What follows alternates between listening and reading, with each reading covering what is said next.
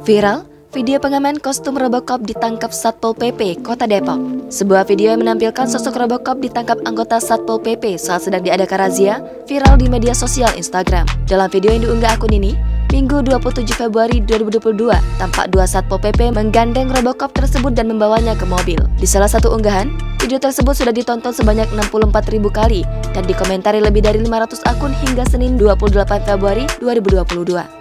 Kepala Satpol PP Kota Depok, Linda Ratnanurdiani, membenarkan terkait video viral penangkapan pengamen Robocop tersebut. Linda menuturkan, Robocop tersebut dinilai melanggar Peraturan Daerah Kota Depok Nomor 16 Tahun 2012. Dalam pasal 18, dikatakan bahwa setiap orang atau badan dilarang meminta sumbangan di jalan, angkutan umum, rumah tinggal, kantor dan tempat umum lainnya tanpa izin tertulis dari pejabat yang berwenang.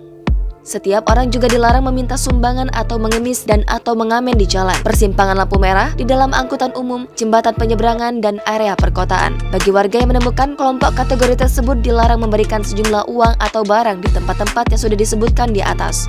Apabila aturan tersebut dilanggar, maka akan diancam dengan pidana kurungan maksimal 3 bulan atau denda maksimal 25 juta rupiah. Terkait unggahan tersebut, warganet memberikan respon beragam.